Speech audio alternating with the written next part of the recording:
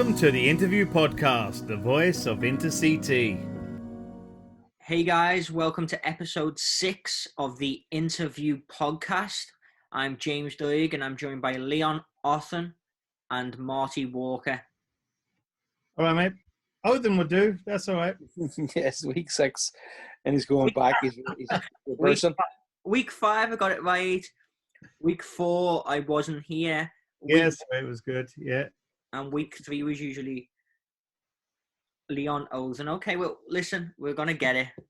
We're going to get it. I've had a long day. I'm tired. We'll get there. Oh, dear. It's So, lads, what's been going on? Much? Yeah, all good, man. All good. Status quo, right? Keeping things ticking over. Webinars and calls to families and calls to players and registrations coming in. You know, the usual type stuff. It's we're getting there slowly but surely. my live sessions in the Stand Zero. There we go. Yes, we said we'd name the garage with me football pitch in it, and there it is, the Stand Zero. Yeah. Oh God, I've got to tell you now, it's getting a bit warmer. There's no air circulation, so either that, I'm not as fit as I used to be, but the sweat has been pouring off of these 40-minute sessions. Is that the soccer aerobics? No. I started off with soccer aerobics just as a starter, but really been working on some of the core competencies, and it's amazing because it's really breaking it down. Whereas kids, if they've got a whole field to run around in, all they want to do is score in the top corner, and some of the basics get forgotten. So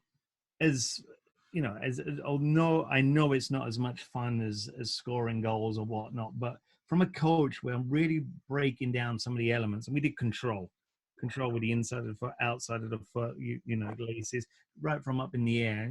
That's not something a player would practice for 40 minutes straight if they had a whole field. So they probably didn't do it 40 minutes straight with me either. But no, it's good to just break down those elements.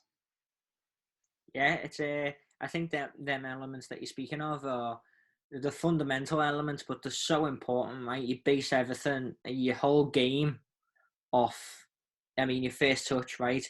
That was something that growing up, my granddad always taught me. He said, what's the most important thing? I used to say scoring goals. And he'd be like, nope, first touch. Yeah. When you get old and you've got no pace, it all relies on your first touch. And it's right, like, if you've got a good first touch, you don't have to be the fastest player or the strongest player. You can get yourself out of them situations from leading yourself away with your first touch. Yeah. First touch like an elephant. Like a curb, I used to get told. Go on and on, right? True.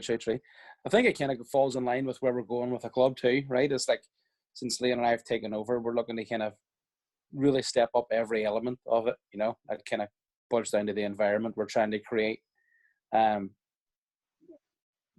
We have always had a kind of really good family environment, and it's been a place where people have enjoyed being. But one of our goals is to really step up the quality as we go forward, and I think focusing on those specifics and player development and from every aspect of it, and not just the top corner type stuff. It's important for us to make all of our players better. And I know that Leon spent hours and hours developing the core competencies, which the evaluations were based on, and as in depth as they are, we hope people see it as an opportunity to really improve every aspect of their game, specific to their age. I was telling James, Marty, about how long it takes to do these videos.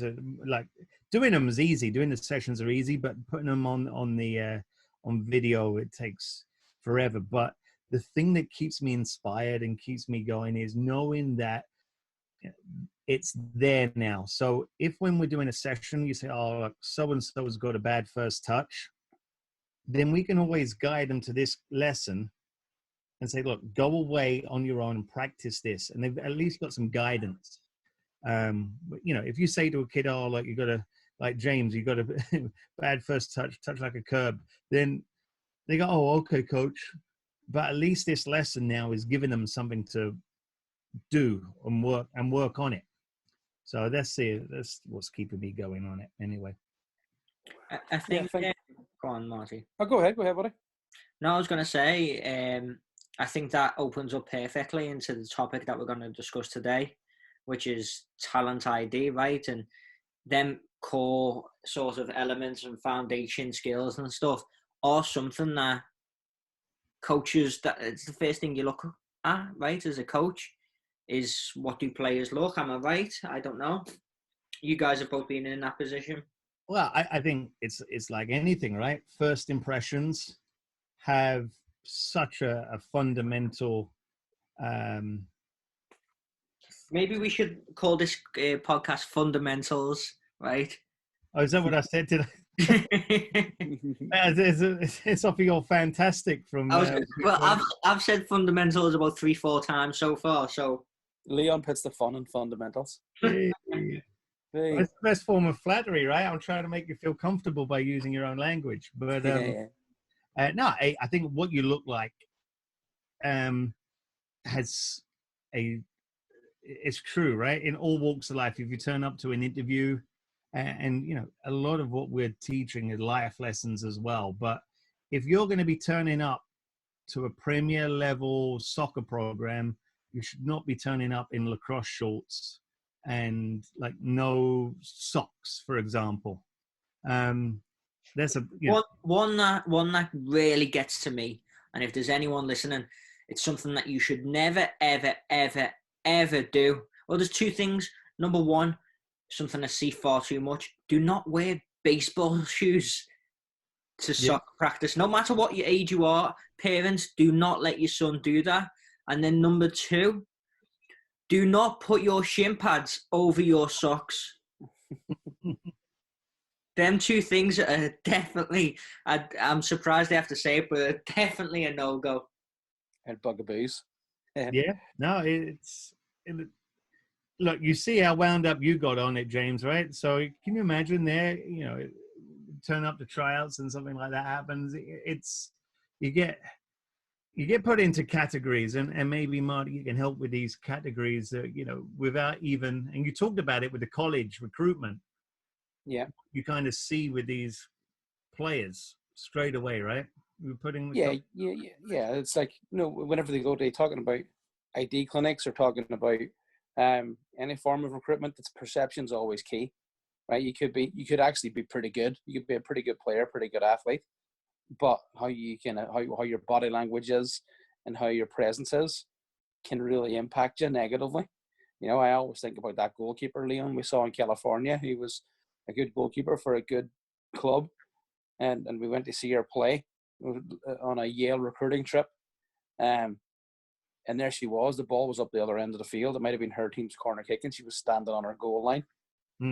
So it's like, you know, that perception just put us off from a recruitment standpoint straight away. But it's the same with younger players. You know, it's like you could have all the ability in the world, but your perception is negative. Or you flip it, you could have lesser ability than somebody else, but you could have good body language, good heart, good work rate, good effort, and you look the part. And, you know, you start to believe that person is going to kind of move forward, whereas the person who might have the ability but the lack of perception might stagnate. So it's not just about what you do on the ball. You know, often whenever you're looking at young players, especially the younger players, you know, it's because they have time on their side for development. It's about kind of how you present yourself and kind of how you show to the coaches. Yeah, it's and not one. That's what I like about you, Marty. Not very big words and good words, and not one word of fundamentals in there. But no, and I think what you were talking about, James, really was a younger age level, wasn't it? You know, with the shin guards over the socks. You know, Marty brings a college level eye to it. The differences that we see there. Shall we? Because we do have our tryouts coming up. They're ongoing, and players are welcome to try out. Now, what they do miss right now is the ability to kind of turn up to the field and show that way. but we're doing some video work. And I know, Marty, you have video work with regards to, national recruiting and international recruiting, so they can't be on the field as well, like next to you. So Yeah. that kind of, you talk about job interviews and the gift of the gab and communication. Hey, coach, how you doing? Firm handshake, look you in the eye, all that business, which is really positive. What can players be doing through video to really have some good perception? Kind of going back to the points earlier, whenever I look at a recruitment video, I look at players' traits and core competencies. I look how they receive the ball and how they pass 5 or 10 yards, as opposed to how they like smash a 40, 50-yard ball. I look for the real technical side of the game. Are you receiving it on the right foot? What's your body shape like? What's your body position like? Which direction are you looking to play? How's your control? How do you control it away from pressure, or you just take a touch to kill the ball and stop it dead? So I think what players can do if they are submitting video, and I know, we have the online tryouts and virtual tryouts for the younger kids, where we're providing them actual tasks they replicate. But for the guys that are kind of coming into the high school program and are one, either looking to join us and sending me in video, or two, looking to be recruited at the college level and sending college coaches video, it's like, get your competencies right, get the basics right, in your play, and then show us what you can do beyond it. But make sure your habits are pretty good or very good if you want to go to play college soccer. Now, for people listening right now, I understand that you've opened up online tryouts, correct? Yeah. So how can players access these tryouts? We sent out a post today, but if you had to explain it, how would I go about signing up? What have I got to do? What's the process? It's on our website, interctfc.com, and it's just there, player evaluations. Maybe we'll reword that. The words virtual tryout has a stigma to it, but that being said, myself and Marty have pushed on with it because, like we said, players need to get used to using video to show off their traits. It happens all the time when you come to college. If you're going to a high school that's, that you can get recruited from, you'd even have to show video there.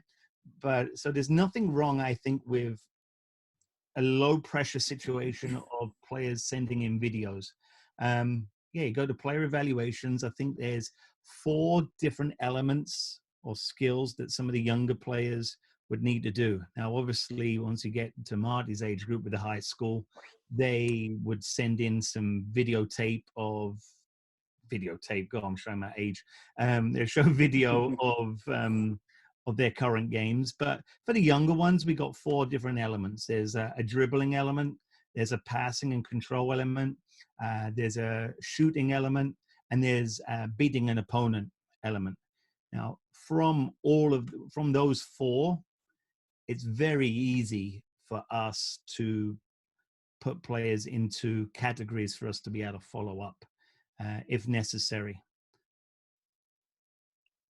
Okay. Yeah, so we provided that platform, so they go online, they see it in action, right? We've got a couple of our players that are demonstrating.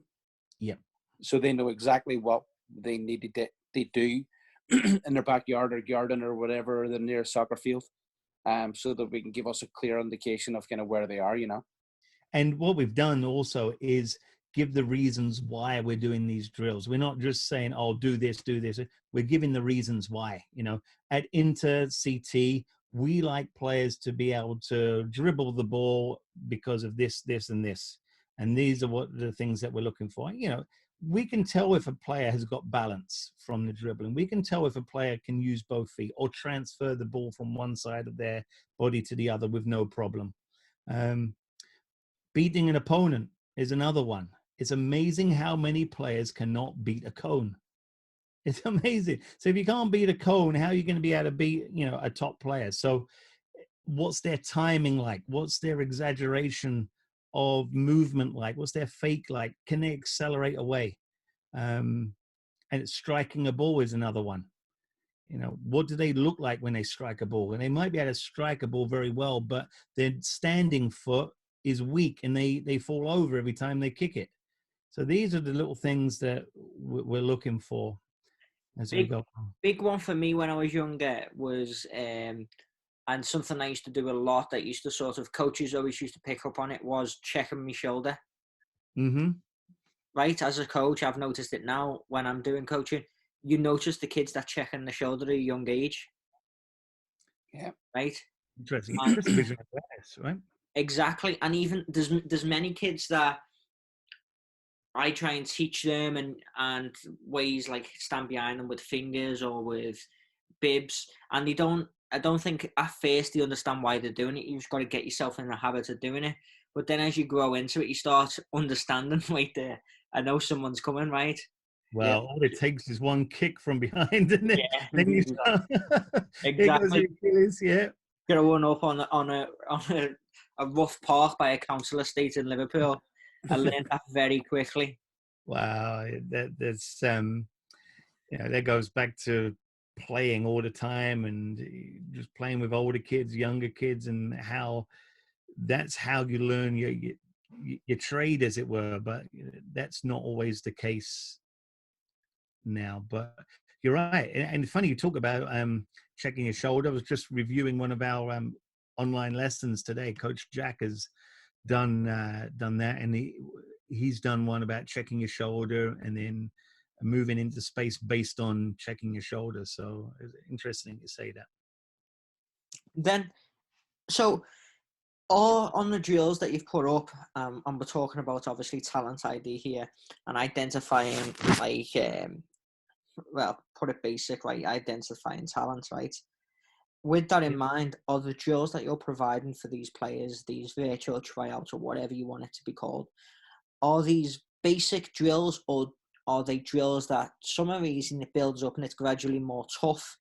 Or is it easy drills where you don't have to be, anyone can do it, you can just identify who's better at doing this simple thing based off what you said, the body movement? Yeah, good question. I think with the real, there are easy ones because bear in mind we've got U8s, U9s, U10s.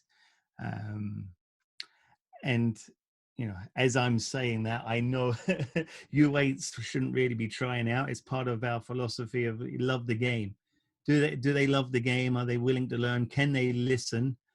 So you know, our tryouts wouldn't really necessarily be for that young. But once you start getting to the U10, U11 age group, yes, there's some easy ones.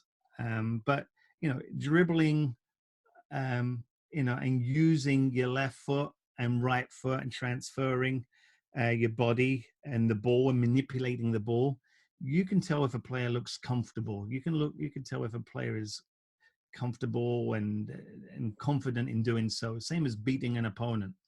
Um, are there next levels? And yes, you know, on every one that we've also got for players that would like to impress. So there's a basic exercise and drill to do, but for players that are able to, there are harder drills that if they want to video that themselves doing it and want to impress, it's a great way for them to do so, and we've given them the license to do so. Then it kind of boils down to the coach's eye, right? From identification purposes, it's like, you know, same as coaching. You can hold the same practice session for a U12 and a U14 team, exact same setup with exact same desired outcomes, but the expectations will be different, right? You'll expect the U14s to do it at a higher tempo, execute it more efficiently, but you'd still like the U12s to kind of get it and execute it to some sort of high standard, you know, but you just have different expectations for different age groups. So then that falls back on us as coaches. With these tasks that they're assigned, you kind of identify like how appropriate they are for their age, because they're just generic core competencies, right? But they're important to the overall development of the game. It's interesting as well because again, if we was to hold tryouts normally on the field, you would have X amount of players or whatnot, and I'm finding that something like this really, because we're looking at just one player doing the skills that we're asking them to do. Whereas on a regular tryout, and if they're playing a game, you're hoping that they do the skills, or a player may well just do what they're really good at. They might be great at shooting from 30 yards, 40 yards, and that's all they do. We don't get to see them do, beating an opponent. We don't get to see them, I don't know, controlling with their back foot. So what this does enable us to do is really look at the players doing the things that we're asking them to do and their ability to do it. And it provides that. Yeah, provides that individual attention, right? Because in tryouts, we typically have pretty good numbers showing up the tryouts, and then you have to put the numbers on them and sell and put stickers on their shorts that you know what number they are. And you're looking at a sheet and you're looking at the number and you're thinking, oh, it's number 45. Where's number 45? Or where's number 32? And you're scanning a field to find these players, and you're not really paying as much attention to individuals as you can do now with the virtual tryouts. You're hoping it doesn't rain so the numbers don't fall off. So it's like, and actually, it's a pretty it's a pretty good way forward to challenge players to kind of be competent and relative to their age on a skill set that we need in terms of our direction, core competencies, and our curriculum. And like everything that has come of this may well help us in the future, right? It's if we are looking for a player, we may well ask them to send in some of these exercises. I've got to say, James, it's I did also add the question. Oh, like you're doing it. A player can edit this, and you can do that. And my answer to that is the answer to what I would say what players are looking for, or sorry, coaches are looking for college athletes. And Marty talked about it with the psychology, and it's not you're as good as your next game. It's you're as good as your best performance. So if if we can see a player strike a ball really well over 18 yards, if we could see a player beat an opponent or a cone very well, and they can't do it consistently, at least we know that they can do it, right? That's that best performance. It's our job as coaches to make players consistent. Yeah. And I'm confident about that. Yeah. But, it's that ability to do it in the first place. If a player can't do it, then, that's that lower level, right? So I same with college. Yeah, even at the high school now, like I've talked to a couple of high school kids that are interested in joining our program because, as you've seen the post today, every year we're putting a lot of kids into colleges, which is great for us. But the emphasis now in the webinars with my guys at the high school level is about not what you can do on the ball, but your work off the ball. So kids are saying to me, all right, I've got video, can I send it on to you? But I'm saying, yeah, send me in some stuff. And this is a difference between the older kids and the younger kids. Don't show me what you're good at on the ball. Just show me that, but also show me what you're good at off the ball. Show me your positioning. So if you're editing your own video, right, and this is what we ask kids to do at college, don't just show us like what your control's like, what your pings are like, what your passes are like or whatever, but what's your movement like? What's your support movement to support players? How do you get in between the lines? Are you just standing static?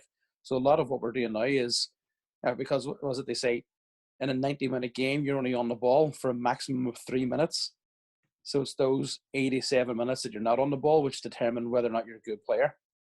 So that's what I'm looking for the high school guys now.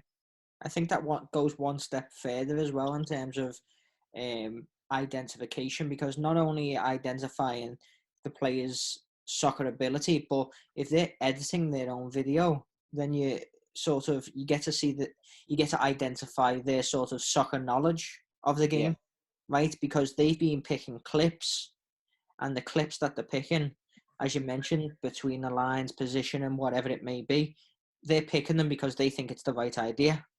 Yeah. So you get to soccer IQ. Yeah. Exactly. It's important, which is important as you start to get into that, right? Love to compete phase, which is the third phase. As Leon says, love the game, then love to learn. love to compete. Once you're competing, and once you're pushing, and once your aspirations are collegiate or professional, then you have to be more than just technical, right? You have to show that that you're smart, that your movement's good, that your support angles are good, that your ghosting or running on the blind side of opponents is good. Your starting position's good and all that sort of stuff. It's good. What I would say to players is, I've had this a couple of times, with even our own players that are maybe looking to get into high school. I think the knowledge of the roles of different positions, and to be able to show that is important as well. Got a player that was looking at whether they're going to be a right winger or whether to play attacking midfield, and I say, well, when you get into high school and the coach says, where do you play? If you just say, oh, I play attacking center mid, the number 10, that high school coach might have 4 players doing that. So you've got to be able to say, oh, I can play this or this. Would you agree, Marty? Yeah, I had the exact conversation with the coach of a really good school who's looking at 2 of our players, and he asked which one of the players he's actually interested in taking the 2 of them, and they both play in the same position. Right, they're both centre midfielders, but he says, listen, I like how both of them play. I've seen them play a couple of times. They're very good on the ball. They're dynamic. Which of them, in my opinion, can step out of a midfield role and play as a right wing back? It's like, well, okay. So it's like, then I had to have a think about it, and one of them is more capable of doing that than the other, just based on their kind of game knowledge and game awareness, but would identify as a centre midfielder. Yeah, so and now that's not a detrimental thing for that player. It's actually not at all, because that could be the difference between getting picked and not getting picked. Yeah, that's it. That's it. Like having that. So the coach asked me who has the ability, not just in terms of game awareness, but like sheer athleticism to maybe do that, and who's comfortable kind of getting outside your comfort zone a little bit. But it's going to be a benefit and a bonus to that player. So that, I guess, it is a talent ID thing in itself, right? Yeah. Because coaches like at the high school, I'll get players that kind of come in from the outside, or come in from other clubs at the high school level, because we attract so many, and they'll say, oh, I'm a midfielder, but in reality is they're a defender. And I'm sure he won't mind me saying, I don't even know if he listens to these podcasts, but Sawyer Meehan was the exact prototype, right? He's the guy that was like a tall for his age, athletic, strong, great left foot. So coaches always played him as a forward. He came to me and I told him, you're a left back all day, every day. And he didn't want to do it because he felt being a left back would stop him having a positive attacking influence in the game. But it took me a year, maybe more, to convince him that was his position. And that even in that position, he could assist, get crosses into the box, because he had a great left foot and he could strike a ball from 60, 70 yards easy. He would still take our free kicks. He would still deliver corner kicks and so on and so forth. But he could also overlap as wide players and dribble into the box and all that good stuff. And he after he bought in, and he can still play midfield or whatever, and he played a little bit of centre back for me too, because he ultimately then enjoyed the challenge of playing something a little bit different, because he felt he learned it. But freshman at Longwood University, I think he started 6 or 7 games this year, but he would never went there as a forward, because he felt that, I'm 12, 13 years old, I'm bigger than everybody else, and I've got a great left foot, so obviously I'm going to play as a forward type of situation. I think 2 players that have opened that up, and I'm slightly off topic, but the likes of the Andy Robbo, right, and Trent Alexander-Arnold have now made playing a fullback sexy. No one wants to be a fullback, and them two, what they do now, it's what I'd say is probably one of the most attacking, except our front 3, Liverpool's front 3. They're the most attacking players on the pitch. Yeah, and it's certainly one of our freshmen this year. He's historically a holding midfielder because he's good on the ball, but there's probably 6 or 7 holding midfielders, and he's left-footed. But told him, "Hey, play as a left back for me and see how you like it." And he's like, "I can't do it, coach. I can't do it. I'm a midfielder." Like, yeah, guess what? There's so many midfielders trying to get recruited to college. There's not that many left backs. You're very good trying to get recruited to college. And he bought in pretty much straight away, And he was, we were looking at the videos after the games we had over the winter, and he's in the box more than he ever thought he would as a left back. Because it's a good position. The fullback's a great position to coach because you really want them to get forward and attack. So it's like one of those positions where as a coach you're providing the most encouragement. Take the most risks. Don't worry about your mistakes. So yeah, it's great to be a fullback. No, and you're overlapping the midfield more often than not, anyway. So yeah. And knowing that you've got a defensive midfield that covers you. Perfect. So we've got a little bit of time left. So what would you guys say, ID wise? So identifying players, what are coaches ultimately looking at, and what are they looking for? Whether it be in these videos for trialists, whether it be coaches for college, what's the most important thing? What have you got to brush up on before you do one of these videos to send off? I'll start with the younger ones and leave it with Marty with the older ones. I think number one with the younger ones, look the part. Number two is what's your balance and coordination like?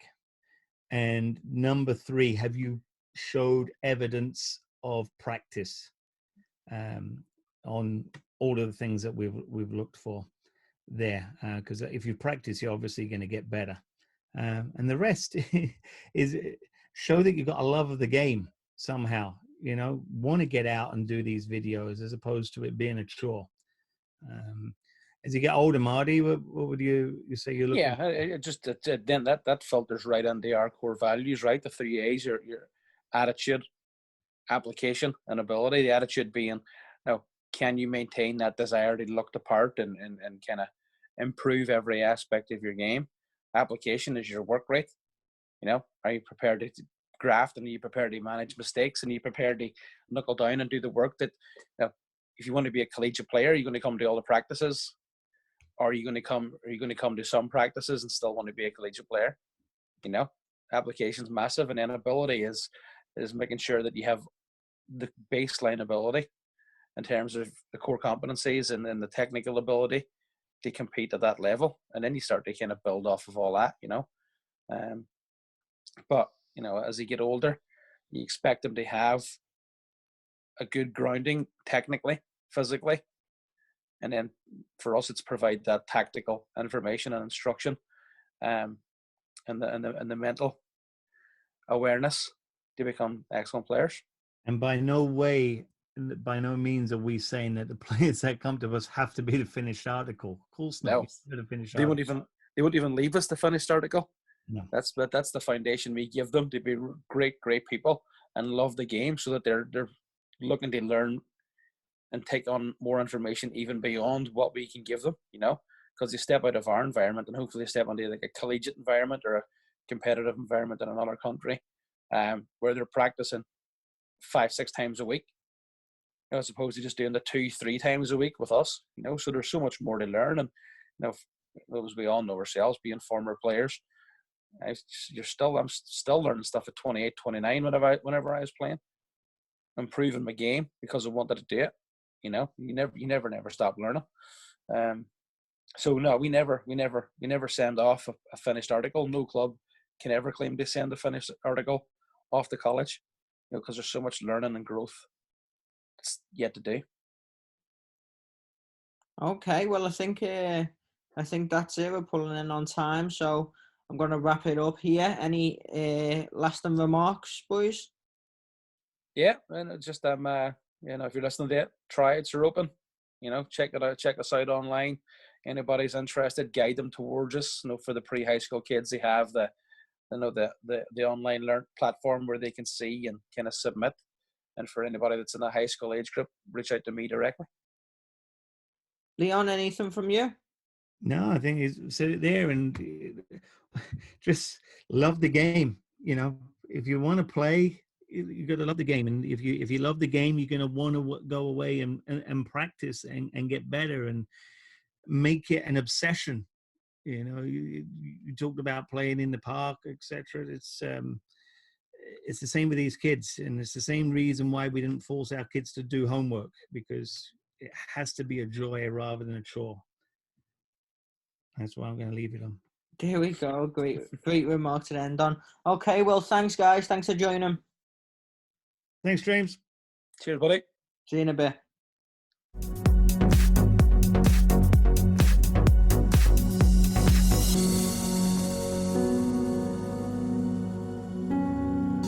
Welcome to the Interview Podcast, the voice of InterCT.